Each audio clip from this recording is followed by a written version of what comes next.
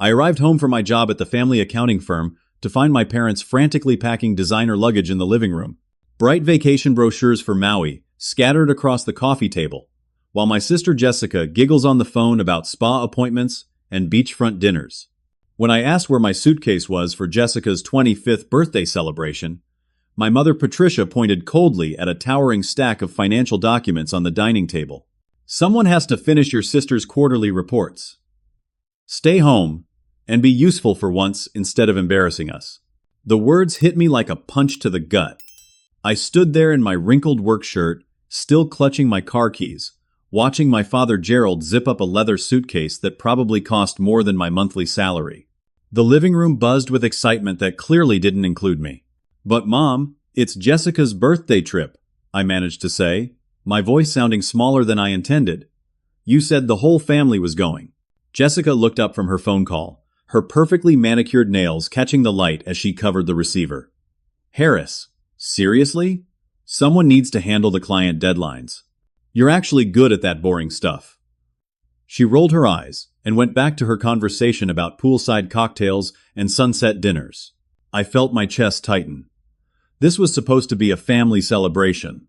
For weeks, I'd been looking forward to spending time together away from the office. Maybe finally having real conversations without work getting in the way. I'd even bought Jessica an expensive necklace from Tiffany's that was sitting wrapped in my bedroom upstairs. Patricia continued folding silk blouses into tissue paper with practiced efficiency. "Harris, don't make this more difficult than it needs to be. The Henderson account reports are due Monday, and the Morrison files need complete reconciliation. Jessica's been working so hard lately." "Working hard?" I bit back the words that wanted to spill out. Jessica spent most of her time at the office shopping online and taking long lunch meetings that seemed to involve more mimosas than actual business discussion. Meanwhile, I'd been pulling 14-hour days trying to keep our biggest clients satisfied. "How long have you been planning this trip without me?"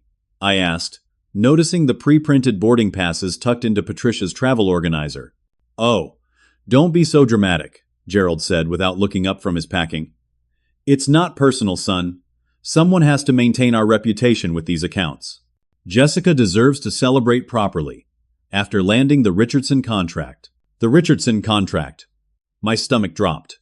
I'd spent 3 months courting Richardson Industries, staying late to analyze their complex financial structure, taking their executives to dinners I couldn't really afford, crafting the proposal that finally won them over. But somehow Jessica's name was on all the paperwork. I walked over to the dining table, where the documents waited like a paper mountain. The Henderson file alone contained 200 pages of invoices that needed cross-referencing with bank statements. The Morrison account required rebuilding their entire chart of accounts after their previous accountant made a mess of their books. This was easily 40 hours of detailed work. "When do you fly out?" I asked, already knowing I didn't really want the answer. "Tomorrow morning," Jessica chirped, finally ending her phone call. "We're staying at the Grand Wailea. They have this amazing spa where you can get hot stone massages right on the beach. Sorry you'll miss it, but somebody has to be responsible." Responsible. The word echoed in my mind as I watched my family bustling around their vacation preparations. When had being responsible become code for being left behind? When had doing good work become a reason to exclude me from family time? Patricia disappeared into the kitchen and returned with a stack of takeout menus. "I've ordered groceries for the week, and there are plenty of frozen meals in the freezer. Try not to make too much of a mess while we're gone." She was talking to me like I was a house sitter, not her son. Like I was some hired help they were trusting with the property while they enjoyed themselves in paradise. Gerald's phone buzzed with what sounded like a boarding pass notification. "The car service will be here at 6 in the morning. Jessica, make sure you pack that stomach medicine. The luau might be a bit rich for your digestive system." Even their concern was reserved for Jessica. No one asked if I needed anything for the week I'd be spending alone, grinding through work that would probably get credited to someone else anyway. I picked up one of the Hawaii brochures from the coffee table. The images showed families laughing together on pristine beaches, sharing tropical drinks as the sun set over the ocean. Everything I'd been picturing for weeks. All the bonding time I'd been craving with the people who were supposed to love me most. "Maybe I could join you guys in a few days?" I suggested, hating how desperate I sounded. "Once I finish the reports, I could catch a flight out there. The silence that followed felt heavy and uncomfortable.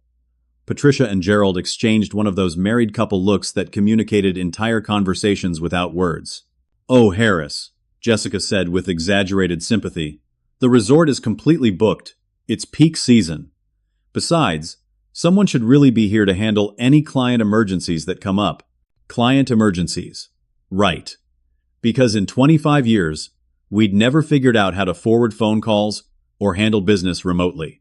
I nodded and tried to force a smile that probably looked as fake as it felt. Of course. That makes sense. But nothing about this made sense. I was 28 years old, a licensed CPA with my own client base, and yet I was being treated like the family intern.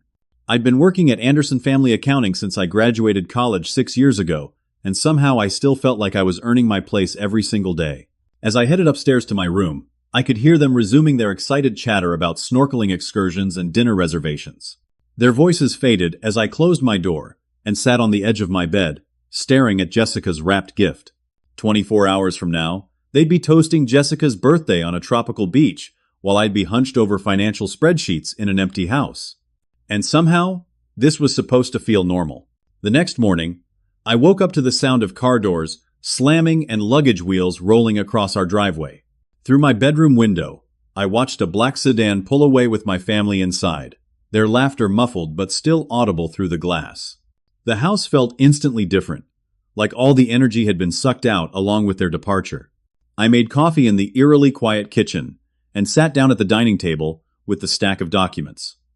As I opened the Henderson file, something immediately caught my attention. The client contact information listed my direct phone number and email address, not Jessica's. My handwriting filled the margins with notes about their preferred reporting formats and special requests for quarterly breakdowns. Confused, I pulled out the Richardson Industries folder. Again, all the preliminary notes were in my handwriting. The client preference sheet detailed my conversations with their CFO about switching from quarterly to monthly reporting cycles. Even the initial contract draft had my signature on the proposal cover letter. My hand started shaking slightly as I realized what I was looking at. These weren't Jessica's accounts that I was helping with. These were my accounts, clients I'd personally brought to the firm through months of networking and relationship building. I grabbed my laptop and logged into the firm's client management system. The Henderson account showed Jessica as the primary contact, but when I clicked on the History tab, every single interaction logged was mine. Client dinners I'd paid for with my own credit card. Late-night phone calls I'd handled when their previous accountant quit unexpectedly. Strategy meetings I'd scheduled and led to secure their business. The same pattern emerged with Richardson Industries. I'd spent 3 months last spring courting their business, attending industry events where their executives would be present, researching their company structure so thoroughly that I could discuss their operations better than some of their own managers. The breakthrough had come when I'd identified a tax savings opportunity that would save them $30,000 annually. But, according to our internal records, Jessica was the account manager who deserved credit for landing them. I pulled up the commission structure spreadsheet that Patricia maintained. My heart sank as I saw the numbers. Richardson Industries generated $12,000 in quarterly fees, with a 15% commission going to the account manager. Henderson brought in $8,000 per quarter with the same commission rate. Over the past year, Jessica had earned nearly $15,000 in commissions from accounts I'd built from nothing. My own commission total showed barely $3,000 for the same period, from smaller accounts that generated less revenue. But these smaller accounts were actually the ones Jessica handled, and even then, I'd noticed she often needed help with the complex calculations and reporting requirements. The realization hit me like a physical blow. I wasn't being asked to help Jessica with her work. I was being asked to do my own work while Jessica got paid for it and took credit for my efforts. I called in sick to the office, knowing that Patricia and Gerald's assistant would handle any immediate concerns. For the first time in 6 years, I was going to use my access to really examine what had been happening at Anderson Family Accounting. Around noon, my phone rang. Amanda's name lit up the screen, and I answered with relief to hear a friendly voice. "How's the family vacation going?" she asked cheerfully. Amanda worked as a forensic accountant at Morrison & Associates, the most prestigious firm in our city. We'd met at a professional networking event last year and had been dating for 8 months. She was brilliant, confident, and had a way of cutting through complicated problems with laser precision. "They went without me," I said, still unable to believe I was saying those words out loud. "What do you mean they went without you?" I explained the situation, and Amanda's silence on the other end spoke volumes. "Harris," she said finally, "that's not normal family behavior, and it's definitely not normal business practice. Who's listed as the primary contact on these accounts?" "That's what I'm trying to figure out. Jessica's name is all over the commission reports, but all the actual work and client relationships are mine. Can you access the original client agreements? The ones that would have been signed when you first brought them on board?" I hadn't thought of that. I logged into our document management system and searched for the Richardson contract. When I found it, I nearly dropped my laptop. The original client agreement clearly stated that I was the designated account manager. My signature was on every page, along with the client's signature and Gerald's approval as managing partner. But somehow, the version in our current filing system showed Jessica as the primary contact, with my role listed as supporting associate. "Amanda, someone changed the contracts. The originals show me as the account manager, but the current versions in our system have been altered to show Jessica."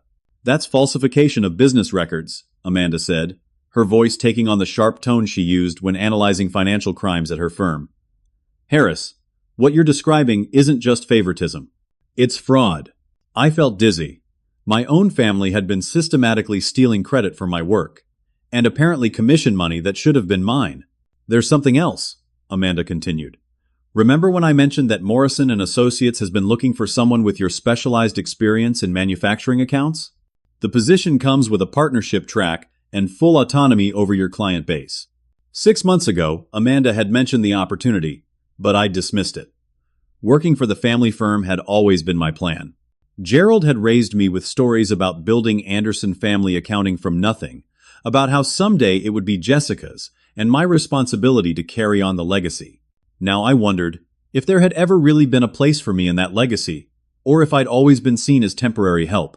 "I need to understand how deep this goes," I told Amanda. "Before I make any decisions about my future, I need to know exactly what's been happening here." "Be careful," she warned. "If they're willing to alter contracts and redirect commissions, they might not appreciate you digging too deeply into their business practices." After we hung up, I spent the rest of the afternoon systematically reviewing client files. The pattern was consistent and devastating. Every account I'd brought to the firm through my own networking and relationship building had somehow been transferred to Jessica's name for commission purposes. The work remained mine to do, but the financial rewards and professional recognition belonged to her. By evening, I'd calculated that over the past 2 years, approximately $60,000 in commissions that should have been mine had been paid to Jessica instead. Money that would have allowed me to move out of my childhood bedroom, maybe put a down payment on my own place. As I sat alone in the family kitchen, eating leftover pizza, and surrounded by evidence of systematic deception, I tried to understand how my own parents could justify this treatment. I'd always been the responsible one, the one who stayed late to fix problems, who took on extra work without complaining. Apparently, being reliable had made me easy to take advantage of. My phone buzzed with a text from Jessica, a selfie of her holding a tropical drink on a beach, with the message, "Wish you were here. Thanks for covering everything so I can actually relax for once." The casual cruelty of it made my chest tight. She was thanking me for doing my own work so she could enjoy the vacation and credit that my efforts had paid for.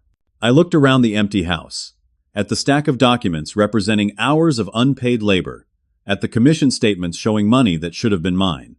For the first time in my life, I started to wonder if my family saw me as a son and brother, or just as a convenient resource to be exploited. The thought was more painful than anything I'd experienced, but I couldn't shake it. And as I prepared to dig even deeper into the firm's records, I had a terrible feeling that what I'd discovered so far was just the beginning. The next morning, I decided to conduct a thorough audit of the firm's financial records. With my administrative access to the company's accounting software, I could trace money flows and partnership distributions going back several years. What I found made my discovery about commission theft look like a minor accounting error. I started with the partnership structure. Anderson Family Accounting had always been described to me as a family business that Jessica and I would eventually inherit equally. Gerald was the managing partner. Patricia handled human resources and client relations. Jessica was supposedly building her client portfolio, and I managed operations and new account development. But according to the official partnership documents filed with the state, the ownership structure looked completely different. Gerald held 40%, Patricia held 30%, and Jessica held 30%. My name appeared nowhere on the ownership records. I stared at the computer screen in disbelief. According to these documents, Jessica had been made a full partner 6 months ago, with voting rights and profit-sharing privileges that I'd never been offered. The partnership agreement was dated last October, right around the time I'd landed 3 major new clients that had boosted our quarterly revenue by 40%. I searched through email records for any mention of partnership discussions. What I found made my stomach turn. Patricia had sent Gerald a message in September discussing the Jessica situation and how they needed to secure her future with the firm before she gets restless and starts looking elsewhere. The same email thread contained Gerald's response: "We should probably consider Harris for junior partner status in a few years if he keeps performing. But Jessica's the face of our future." Clients respond better to her presentation style. Presentation style? Jessica could barely calculate compound interest without using a calculator. I'd sat through countless client meetings where I'd had to jump in and answer technical questions that she couldn't handle. I dug deeper into the financial records, looking at how partnership distributions had been calculated. Over the past 6 months, Jessica had received quarterly distributions totaling $45,000. These weren't commission payments for specific accounts. These were profit-sharing distributions that came with being a partner in the firm. Meanwhile, my salary had remained flat at $52,000 annually with no bonuses, no profit sharing, and apparently no path to partnership despite bringing in more new business than anyone else in the firm. I found the original partnership formation documents from when Gerald first started the company 25 years ago. Anderson Family Accounting had been established as a vehicle for building generational wealth for the Anderson family. The founding documents specifically mentioned plans to eventually transfer ownership to qualified family members who demonstrate both competence and commitment to the firm's values. I'd certainly demonstrated competence. I'd been working unpaid overtime for 6 years, building client relationships, staying current with continuing education requirements, and maintaining professional certifications. If commitment meant anything, my dedication should have been obvious. But apparently, I wasn't the right kind of family member. The next thing I discovered made me physically sick. I found a series of emails between Gerald and the firm's lawyer discussing succession planning options. The lawyer had explicitly recommended bringing me into partnership as a way to retain institutional knowledge and maintain client relationships. Gerald's response was telling: "Harris is valuable as an employee, but Jessica has the vision and ambition to take this firm to the next level. We want to position her for success, not create internal competition." Internal competition. My own father saw my professional success as a threat to Jessica's advancement. I pulled up the firm's client acquisition records over the past 3 years. The numbers were stark. I'd brought in 12 new clients generating over $200,000 in annual revenue. Jessica had brought in 2 small accounts that generated less than $20,000 combined. Yet she was the one with partnership status and profit-sharing rights. The phone rang, interrupting my research. It was Amanda, calling during her lunch break. "How's your investigation going?" she asked. "Worse than I thought," I said, and explained what I'd found about the partnership structure. Amanda was quiet for a long moment. "Harris, what you're describing isn't just family favoritism anymore. If you've been bringing in substantial business, under the understanding that you are working toward partnership, and they've been secretly excluding you from ownership while giving those benefits to someone else, that could constitute breach of fiduciary duty." "What does that mean?" "It means they had a legal obligation to deal with you fairly regarding business opportunities and advancement, especially if they've been using your work to generate profits that you haven't shared in." I heard typing in the background as Amanda pulled up something on her computer. "There's something else I need to tell you," she said. "Morrison and Associates just landed a huge contract with the state government for forensic accounting services. They need someone with your manufacturing and small business expertise to head up a new division. The starting salary would be $90,000 plus partnership track within 2 years plus percentage of revenue from clients you bring over. $90,000. Nearly twice what I was making at the family firm, with actual partnership potential instead of vague promises about someday being considered. Would I be able to bring my existing clients? I asked. That depends on how your current client contracts are structured. If you built those relationships independently and the clients would follow you, then legally, they're yours to take. But you'd need to review the non-compete clauses in your employment agreement. I'd never actually seen my employment agreement. When I started working for the family firm right out of college, Gerald had just told me to fill out tax forms and start working. I'd assumed that formal contracts were something for later, when the business arrangement became more official. Now I realized that the lack of formal documentation might have been intentional. Without clear employment terms, my status at the firm was completely at their discretion. I searched through the firm's legal files and found employment contracts for Patricia, Jessica, and even our part-time bookkeeper. But there was nothing with my name on it. According to the official records, I didn't even technically work for Anderson Family Accounting. I was essentially a ghost employee, doing the work and bringing in the revenue, but without any legal protections or documented rights to compensation or advancement. The depth of the betrayal was staggering. This wasn't a misunderstanding or a case of parents playing favorites. This was a calculated plan to extract value from my work while ensuring I could never claim ownership of what I'd built. As I sat in the empty house, surrounded by evidence of systematic deception, I felt something shift inside me. The hurt and confusion were still there, but they were being joined by something else: anger. Clean, focused anger at being treated like a disposable resource by the people who were supposed to love and support me. For 6 years, I'd been grateful for the opportunity to work with family, accepting lower pay and longer hours because I believed I was building something meaningful that would eventually be mine.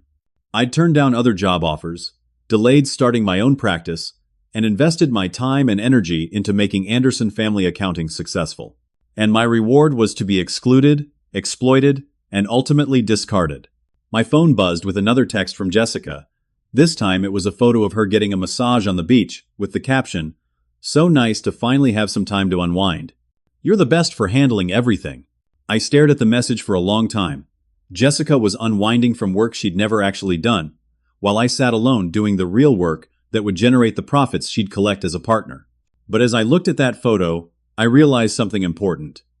Jessica might be relaxing on a beach, but she had no idea how to actually run the accounts she was taking credit for.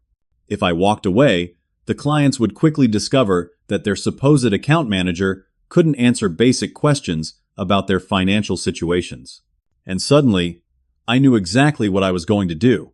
I spent the entire next day in Gerald's home office, searching through files I'd never had reason to examine before. What I found there changed everything I thought I knew about my family and our business. Hidden in the bottom drawer of Gerald's filing cabinet, behind folders of old tax returns and legal documents, I found a manila envelope with my grandfather's name on it. Inside was a copy of Grandpa Robert's will, dated just 6 months before he died 3 years ago. As I read through the legal language, my hands started trembling. According to this document, Grandpa Robert had left Anderson Family Accounting to me and Jessica equally, not to Gerald and Patricia, to us. The will was very specific. I hereby bequeath Anderson Family Accounting, including all assets, client relationships, and goodwill, to be divided equally between my grandson Harris Anderson and my granddaughter Jessica Anderson, recognizing their contributions to the firm's success and my desire to see the business continue under the next generation's leadership. There was a personal note attached in Grandpa Robert's handwriting. Harris has shown exceptional dedication and natural talent for this work. Jessica brings energy and ambition. Together, they should be able to build something even greater than what I started. I sat back in Gerald's chair, stunned. My grandfather had intended for me to inherit half the business. But according to the partnership documents I'd found yesterday, Jessica was listed as a full partner while I wasn't even officially an employee. I searched through more files and found correspondence between Gerald and the probate lawyer handling Grandpa Robert's estate. What I read made me physically ill. In a letter dated 2 weeks after the funeral, Gerald had written to the lawyer, There seems to be some confusion in my father's will regarding the business succession. Harris is still quite young and inexperienced. Jessica has been taking a more active leadership role. We'd like to discuss options for clarifying the inheritance structure. The lawyer's response was professional, but firm. The will is quite clear regarding your father's intentions. Any changes to the inheritance structure would require proper legal procedures and consent from all beneficiaries. But then I found Gerald's response, and my heart sank. He'd hired a different lawyer, one who specialized in estate planning adjustments. The new lawyer had apparently found a way to contest specific portions of Grandpa Robert's will based on changed circumstances and business continuity concerns. I found the amended probate documents filed with the court. Through legal maneuvering that I didn't fully understand, Gerald and Patricia had convinced a judge that the business should pass to them as interim trustees until Jessica and I were ready for ownership responsibilities. The kicker was in the fine print.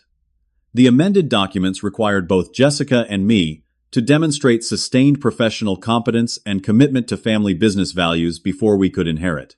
But the standards for competence were entirely at Gerald and Patricia's discretion.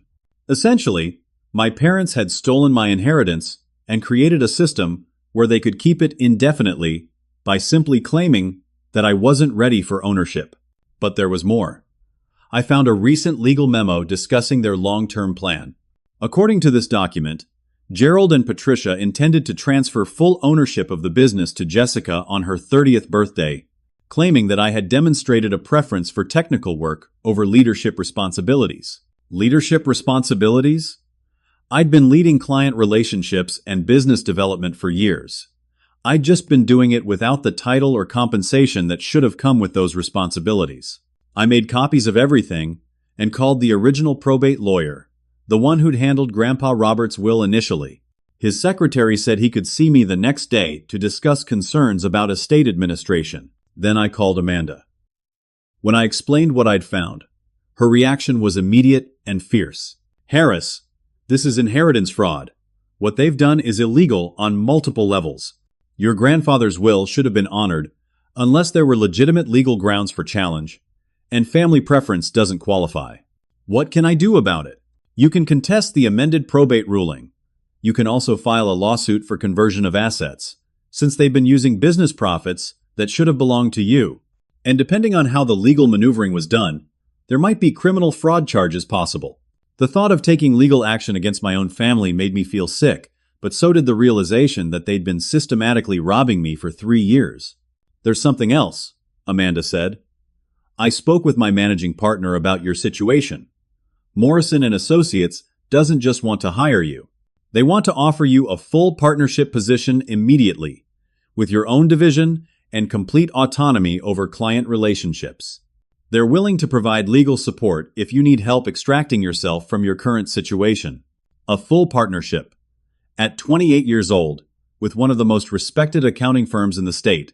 It was everything I'd dreamed of having at Anderson Family Accounting, offered freely by people who weren't related to me. The starting package would be $120,000 base salary, plus 30% of revenue from your division, plus equity stake in the firm that vests over 5 years. Amanda continued. They see this as an investment in someone with your client development skills. $120,000. It was more than double my current salary, with real partnership benefits instead of vague promises. But first, I needed to understand the full scope of what had been done to me. I spent the rest of the afternoon going through every document in Gerald's office, looking for anything related to the business transition after Grandpa Robert's death. What I found was a paper trail of calculated deception. Gerald had systematically convinced Grandpa Robert's lawyer, the probate court, and apparently everyone else involved that I wasn't ready for business ownership, while Jessica was the obvious successor. The evidence he'd presented to support this claim was particularly galling. He'd submitted documentation showing that Jessica had been taking the lead on major client relationships and demonstrating strategic vision for firm growth. The examples cited were all accounts I'd developed and maintained. Meanwhile, I was described as technically competent but lacking leadership initiative and more suited to supporting roles than ownership responsibilities. They'd used my willingness to do detailed work and my collaborative approach with colleagues as evidence that I wasn't partnership material. Gerald had literally used my professional strengths against me to steal my inheritance. As I sat in his office, surrounded by evidence of 3 years of systematic betrayal, I felt a calm settle over me that surprised me with its clarity. The hurt was still there, and the anger, but underneath it all, was something new. Determination. My family had made a choice to see me as expendable. They'd built their plans around the assumption that I would continue to accept whatever treatment they offered, that I'd never challenge them or demand what was rightfully mine. They'd made a serious miscalculation. I gathered all the documents I'd copied and locked them in my car. Tomorrow, I'd be meeting with Grandpa Robert's original lawyer to begin the process of reclaiming my inheritance. But tonight, I was going to plan exactly how to ensure that my family understood the consequences of their choices. Jessica's latest text from Hawaii showed her at some kind of sunset dinner, raising a champagne glass in celebration. The message read, "Toasting to another year of success. Can't wait to get back and see how much you've accomplished while we were gone." I looked at that photo for a long time. Jessica was celebrating success built on my work, toasting a future that depended on my continued exploitation. But her vacation was ending tomorrow, and she had no idea that the foundation of her comfortable life was about to crumble completely. On Thursday morning, I decided to monitor the firm's communication system while my family enjoyed their final day in Hawaii. What I discovered made me realize that Jessica's theft went far beyond just taking credit for my work. I logged into our phone system's administrative panel, something I'd set up years ago to help track client communication for billing purposes. Jessica had been making calls from Hawaii, and since she was using her company phone, all her conversations were being recorded for quality assurance purposes. The first call I listened to made my blood run cold. "Caroline, you have no idea how stressed I've been," Jessica was saying to someone I didn't recognize. "But I figured out the perfect solution. My brother has access to all the client accounts, and he's so obsessed with details that he never actually looks at the big picture." "What do you mean?" the other voice asked. "I mean, I've been skimming money from client trust accounts for months, and Harris is so focused on making sure the reports balance that he hasn't noticed the money disappearing. I just make small withdrawals and then adjust the entries in the system." My heart stopped. Jessica wasn't just stealing credit for my work. She was embezzling money from our clients and somehow making it look like I was responsible for the accounting errors. I grabbed a legal pad and started taking notes as I listened to more of the conversation. "How much are we talking about?" Caroline asked. "About 50,000 so far. Nothing huge from any single account, just enough to fund my lifestyle without raising red flags. The beauty is that I'm using Harris's login credentials for most of the transactions, so if anyone ever investigates, it'll look like he's the one stealing." "That's your own brother, Jess. Don't you feel bad about it?" Jessica laughed, and the sound made me feel physically sick. "Harris is naive. He thinks family means something. But business is business, and I'm not going to let sentimentality hold me back from building real wealth. Besides, if he ever gets caught, Mom and Dad will probably just cover it up to avoid a scandal." I sat staring at the phone system display, watching the timestamp on the recording. This conversation had taken place yesterday afternoon, while I was at home processing client reports that apparently contained evidence of my sister's crimes. I accessed our client account management system and began cross-referencing the accounts Jessica had access to. What I found was a systematic pattern of small withdrawals over the past 8 months. $500 here, $1,000 there, always from different accounts, and always justified with notes about billing adjustments or fee corrections. The transactions were all authorized using my administrative passwords. Jessica had somehow gained access to my login credentials and was using them to cover her tracks. I pulled up our security logs and found the evidence. Jessica had been logging into the system from her home computer using my credentials, usually late at night or early in the morning when she knew I wouldn't be checking the activity reports. The total amount stolen was actually closer to $70,000, spread across 15 different client accounts. And according to the audit trail, every single transaction appeared to have been authorized by me. I called our bank and spoke with the fraud prevention department. The representative explained that the security footage and transaction logs would show conclusively that someone other than me had been accessing the accounts, but only if we reported the theft immediately and preserved the evidence. But before I could take any action, I found something that changed everything. Hidden in Jessica's call logs was a conversation with Gerald and Patricia from 2 days ago. They weren't just sunbathing on the beach. They were discussing Jessica's embezzlement plan. The timing needs to be perfect, Gerald was saying. When we get back, we'll discover the missing money and have to make a difficult decision about Harris. It'll be painful, but we can't let personal feelings compromise the firm's reputation. Are you sure this is necessary? Patricia asked. Harris has been a good employee. Harris has been getting too curious about the business operations, Gerald replied. Amanda's been filling his head with ideas about partnerships and advancement. It's better to end this cleanly, before he starts making demands. My own father was planning to frame me for embezzlement to get rid of me permanently. What about the legal complications? Patricia continued. We'll handle it quietly, Gerald said. Harris will resign to avoid prosecution, and will cover the missing funds as a business loss. Then Jessica will take over his client relationships, and we can move forward without any complications. But what if he fights it? He won't, Gerald said with confidence that made my stomach turn. Harris has always been conflict-averse. He'll accept responsibility to protect the family name, especially if we suggest that prosecution might hurt Jessica's future. They were counting on me to sacrifice myself to protect them. They'd calculated that I would rather take the blame for crimes I didn't commit than expose my family to scandal. I listened to the rest of the conversation in stunned silence as they discussed timeline details and contingency plans. They'd thought of everything, including how to handle client reactions and how to spin the story to minimize damage to the firm's reputation. The only thing they hadn't considered was the possibility that I might fight back. I immediately called Amanda and asked her to come over. When she arrived an hour later, I played the recorded conversations for her. Her face grew paler with each revelation. This is conspiracy to commit fraud, she said, when the recordings ended. They're not just stealing money. They're planning to destroy your life to cover up their crimes.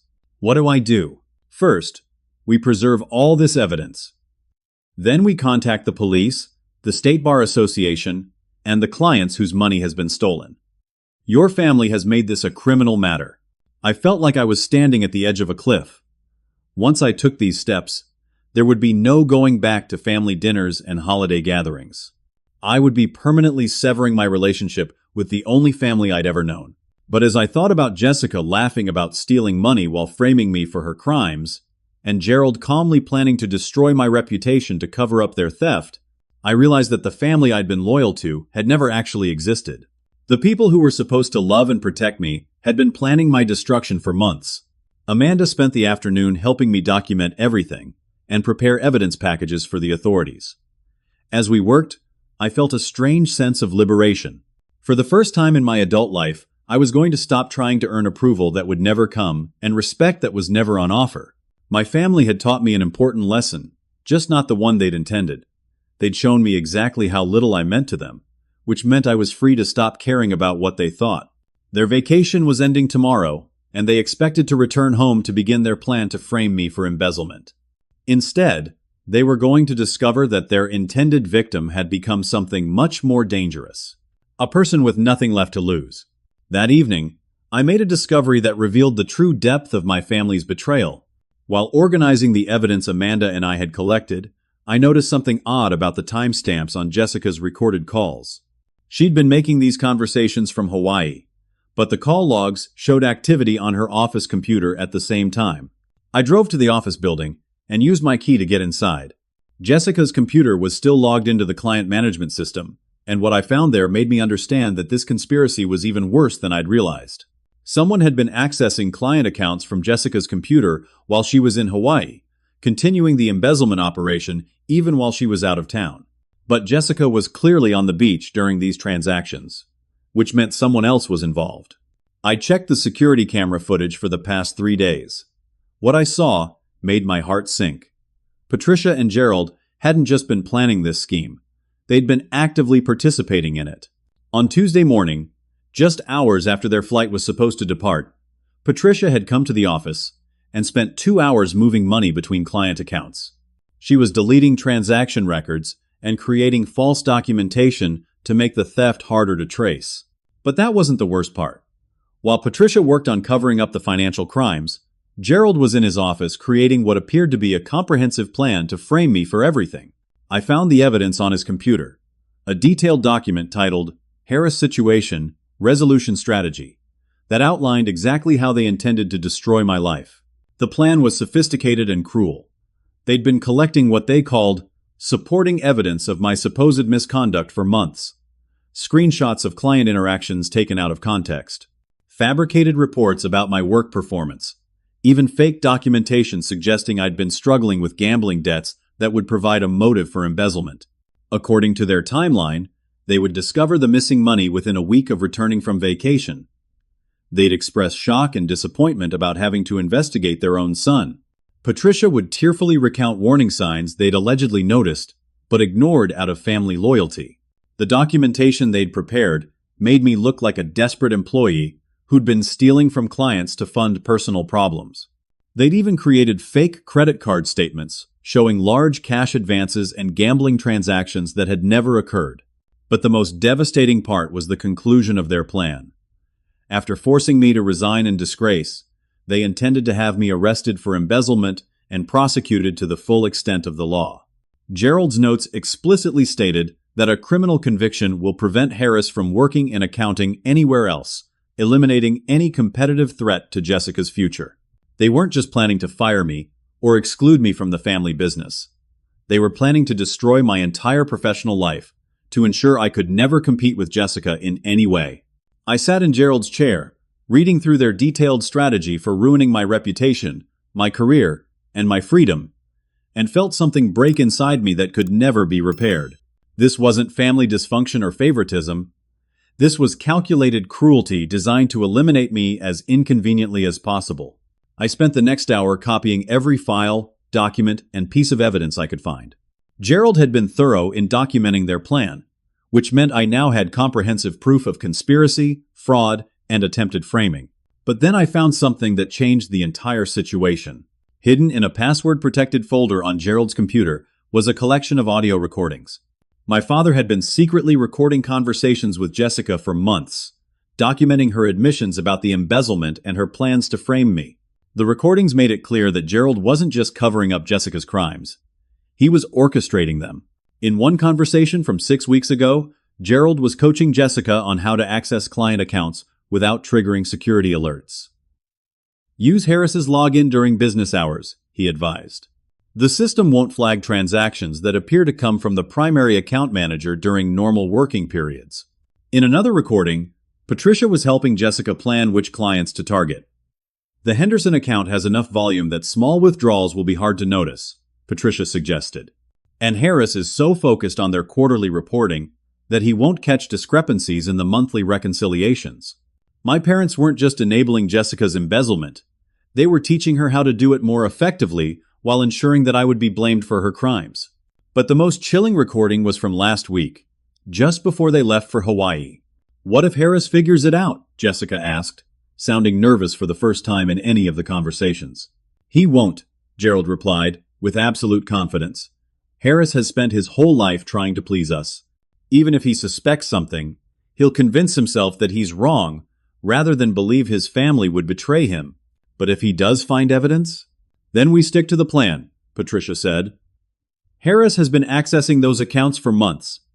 He has the passwords, he processes the reports, and he has apparent financial motivation.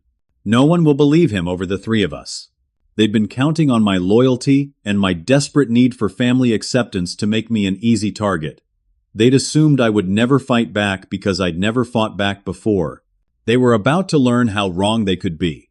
I called Amanda and asked her to meet me at the office. When she arrived, I showed her everything I'd found. This is beyond criminal conspiracy, she said after reviewing the evidence. This is a systematic effort to commit multiple felonies while framing an innocent person. The recordings alone are enough to put all three of them in prison. What's the strongest legal position for me? You're the victim of embezzlement, fraud, conspiracy, and attempted destruction of evidence. But more than that, you have documentation of their entire plan before they executed it. This isn't just evidence of crimes that happened. It's proof of premeditation and malicious intent. Amanda pulled out her phone and called someone at her firm. I'm sending my managing partner copies of everything tonight. Morrison and Associates has prosecuted cases like this before. They'll want to coordinate with law enforcement to ensure your family faces the maximum possible consequences. As we prepared evidence packages for multiple law enforcement agencies, I felt a strange peace settling over me. For my entire adult life, I'd been trying to earn a place in a family that had never intended to include me. I'd been working to build a business relationship with people who'd been planning my destruction from the beginning. Now, I understood that my real family wasn't the people who shared my DNA. My real family was people like Amanda, who supported my success instead of undermining it. People who celebrated my achievements instead of stealing credit for them. Tomorrow, Gerald, Patricia, and Jessica would return from their vacation, expecting to find me dutifully processing the client reports while they prepared to destroy my life. Instead, they'd find that their intended victim had become something they'd never anticipated, someone with nothing left to lose and everything necessary to fight back. They'd taught me not to trust family loyalty over evidence. Now they were about to discover what happens when someone they'd underestimated decides to apply that lesson. Friday morning arrived, with the sound of my family's car pulling into the driveway. I watched from my bedroom window as Gerald, Patricia, and Jessica climbed out of their taxi, tanned and laughing as they hauled expensive luggage toward the house. But what they didn't know was that they weren't coming home to begin their plan to frame me for embezzlement. They were coming home to find that their intended victim had spent the week preparing their complete destruction. I'd allowed them to return and settle in for a reason. I wanted them to feel safe and confident before I revealed what I knew. Amanda had advised me that the psychological impact would be stronger if they believed they were still in control when their world collapsed around them. I came downstairs around noon, carrying the stack of client reports they'd expected me to complete. Patricia was in the kitchen, unpacking groceries, humming cheerfully as she organized souvenirs from their trip. "Harris, sweetie, you look tired," she said with fake concern. "I hope you weren't working too hard while we were gone." "Just trying to stay caught up on everything," I replied, keeping my voice neutral. Jessica bounced into the kitchen wearing a new sundress and flip-flops, her skin glowing from days on the beach. "Did you miss us? I brought you back some macadamia nuts and a really tacky Hawaiian shirt." She was so casual about it, so completely confident, that I remained oblivious to what they'd been planning. The contrast between her cheerful demeanor and the conversations I'd heard her having about embezzling money and destroying my life was almost surreal. Gerald appeared in the doorway, looking relaxed and well-rested. "How did everything go with the client reports? Any problems or emergencies?" "Actually, I'm glad you asked about that," I said, setting the stack of documents on the kitchen counter. "There were some interesting discrepancies in the account reconciliations that I think we need to discuss." I watched Gerald's expression carefully. For just a moment, I saw a flicker of concern before he smoothed his features back into polite interest. "What kind of discrepancies?" "Money movement that doesn't match the client authorization records. Small amounts, but from multiple accounts over several months." Patricia stopped unpacking groceries. Jessica's cheerful expression faltered slightly. "I'm sure it's just clerical errors," Gerald said quickly. "You know how these things can get complicated when multiple people are accessing the same accounts." "That's what I thought initially," I agreed. "But the pattern was unusual enough that I decided to do some additional investigation while you were gone." I pulled out my phone and opened the audio recording app. "I found some information that I think will interest you." What happened next was one of the most satisfying moments of my life. I played Jessica's recorded conversation about embezzling money and using my login credentials to cover her tracks. The color drained from Jessica's face as she heard her own voice explaining how she'd been stealing from clients. Patricia dropped a box of chocolate-covered macadamia nuts, and they scattered across the kitchen floor with a sound like rain. But Gerald's reaction was the most telling. Instead of shock or surprise, his expression showed calculation, like he was rapidly trying to figure out how much I knew and what his options were. "Harris," he said carefully, "whatever you think you heard, there's probably a reasonable explanation." I interrupted him by playing the recording of his conversation with Patricia about framing me for the embezzlement and forcing me to resign to avoid prosecution. Gerald's mouth opened and closed without sound as he heard his own voice discussing their plan to destroy my life. Patricia sank into one of the kitchen chairs, her face pale and stricken. But Jessica's reaction surprised me. Instead of shame or remorse, she looked angry. "You recorded our private conversations?" she snapped. "How dare you spy on us?" The audacity was breathtaking. She'd been stealing money and planning to frame me for her crimes, and she was indignant that I'd discovered her plan. "There's more," I said, and played the recording of Gerald coaching Jessica on how to embezzle more effectively, while ensuring that I would take the blame. The kitchen fell completely silent, except for the sound of the air conditioning and the distant traffic outside. My family sat or stood frozen, listening to clear evidence of their conspiracy to commit multiple felonies. When the recordings ended, Gerald tried to regain control of the situation. "Son, I know this looks bad, but you have to understand." "I understand perfectly," I interrupted. "I understand that you've been stealing my inheritance, redirecting my commissions, excluding me from partnership, and planning to frame me for crimes I didn't commit. What I don't understand is how you thought I would never figure it out." I pulled out copies of all the evidence I'd collected: the altered partnership documents, the forged probate filings, the commission theft records, the fake evidence they'd prepared to frame me for embezzlement. "I spent the week you were gone conducting a comprehensive audit of everything you've done to me over the past 3 years, I said, spreading the documents across the kitchen counter. "Would you like to see what I found?" Patricia started crying, but they weren't tears of remorse. They were tears of panic as she realized how thoroughly their crimes had been documented. Jessica, however, remained defiant. "You can't prove anything. It's your word against ours." I smiled at her. "Actually, Jessica, I can prove everything. Because you've been conducting your embezzlement operation from the office computers, and everything you've done has been recorded by our security systems."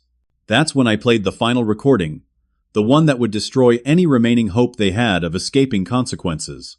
It was Jessica's conversation with Caroline, where she'd admitted that Gerald and Patricia were helping her steal money while planning to frame me for the crimes. "But that's your own brother, Jess. Don't you feel bad about it?" "Harris is naive. He thinks family means something. But business is business, and I'm not going to let sentimentality hold me back from building real wealth. Besides, if he ever gets caught, Mom and Dad will probably just cover it up to avoid a scandal." As Jessica's recorded voice filled the kitchen, I watched my family's last hopes of denial crumble. They'd been so confident in their plan, so certain that they could manipulate and exploit me indefinitely. Now they were discovering that their intended victim had spent the week building an airtight case against them. "You see," I said conversationally, "while you were enjoying your vacation, I was working with the authorities to prepare criminal charges against all 3 of you. The police will be here in about 10 minutes to begin the arrest process." Gerald's face went white. "Harris, surely we can work this out as a family?" "We're not a family," I said, feeling a strange lightness in my chest as I spoke the words. "A family doesn't systematically betray and exploit its members. What we are is a group of people who happen to share some DNA, and 3 of whom have committed serious crimes against the 4th. As if on cue, I heard car doors slamming in the driveway. Through the kitchen window, I could see 2 police cars and an unmarked sedan pulling up to the house. "The state police are here to arrest Jessica for embezzlement," I explained as the doorbell rang. "The FBI is here to investigate the federal charges related to wire fraud and money laundering. And the State Bar Association is here to begin the process of revoking your professional licenses." I headed toward the front door to let in the officers I'd been expecting. "But Harris," Patricia called after me, her voice breaking, "We're your family." I paused at the kitchen doorway and looked back at the 3 people who'd raised me, educated me, and then spent years systematically destroying my life for their own benefit. "No," I said quietly. "You're strangers who taught me everything I need to know about the difference between people who love you and people who use you." Then I opened the front door to let justice begin. 6 months later, I stood in the conference room of Morrison & Associates, looking out at the city skyline through floor-to-ceiling windows. The nameplate on the conference table read Harris Anderson, partner, in elegant brass letters. The transformation had been swift and complete. Jessica had been sentenced to 18 months in federal prison for embezzlement and wire fraud. Gerald and Patricia had lost their professional licenses and faced 5 years of probation plus restitution payments to the clients they'd helped defraud. Anderson Family Accounting had been dissolved, its assets liquidated to pay for the stolen money and legal settlements. The family home had been sold to cover restitution payments, and my parents now lived in a small apartment across town. We hadn't spoken since the day they were arrested, but the most satisfying justice had been watching their carefully constructed plan backfire completely. All the client relationships they'd assumed would transfer to Jessica had instead followed me to Morrison and Associates. When the clients learned what had really been happening at Anderson Family Accounting, they were grateful that I'd exposed the theft and eager to work with someone they could trust. The partnership at Morrison and Associates had exceeded even Amanda's optimistic projections. I'd brought over 12 major clients, each generating substantial revenue for the firm. My division now employed 6 associates and was the fastest-growing department in the company.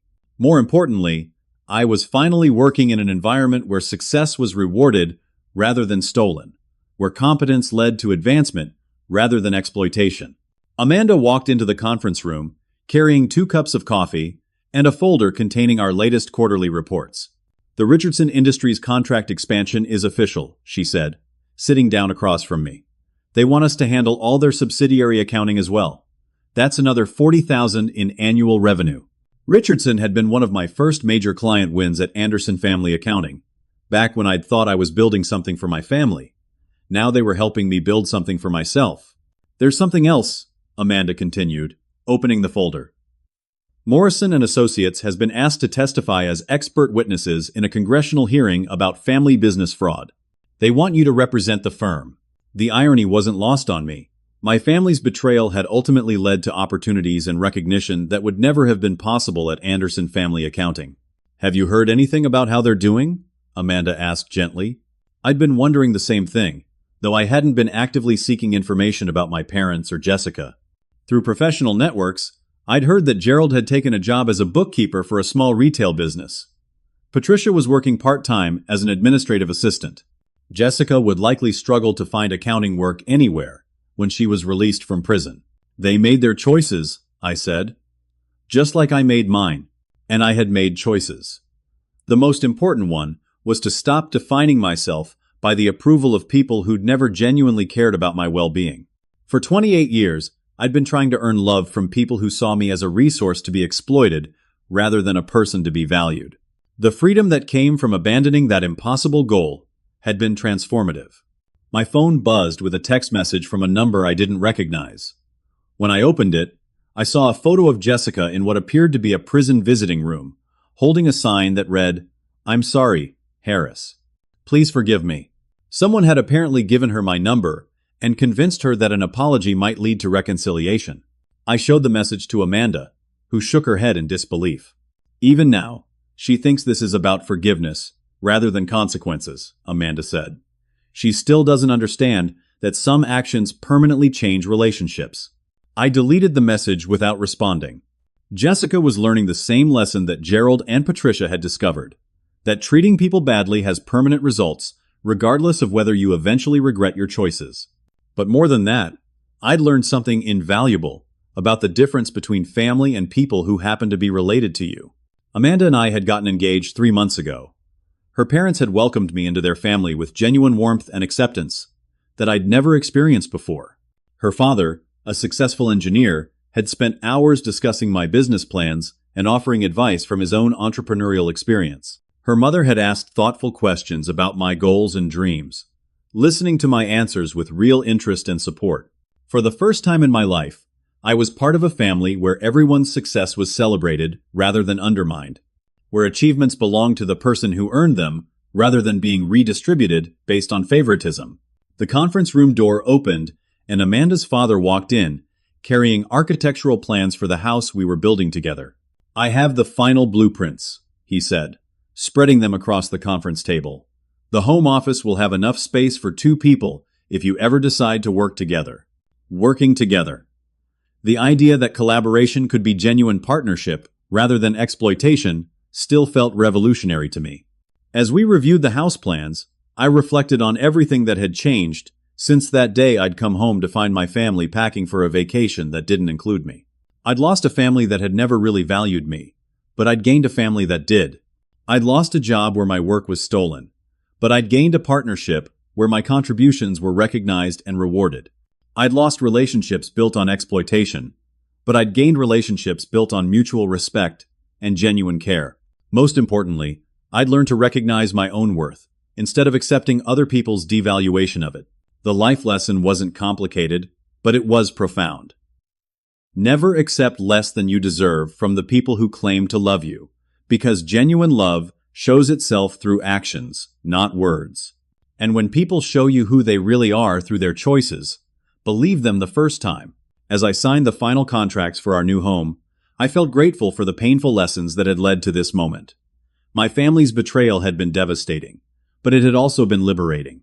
They'd taught me everything I needed to know about the difference between people who support your dreams and people who steal them. Now I was building a life surrounded by people who wanted me to succeed, who celebrated my achievements, and who treated me with the respect and love that everyone deserves from their family. Have you ever had to choose between family loyalty and standing up for yourself when those closest to you took advantage of your trust? Sometimes the people who are supposed to support us most are the ones who hurt us deepest, but recognizing that pattern can be the first step toward finding genuine relationships built on mutual respect rather than exploitation. I hope this story reminds you that your worth isn't determined by how others treat you, and that sometimes walking away from toxic relationships, even family ones, is the healthiest choice you can make for yourself. If you found this story meaningful, please like this video, subscribe for more stories about overcoming betrayal and finding your true value. Share it with anyone who might need to hear this message, and let me know in the comments about a time when standing up for yourself led to positive changes in your life. Thank you for taking this journey with me, and remember that recognizing your own worth is the foundation for building relationships where that worth is genuinely appreciated.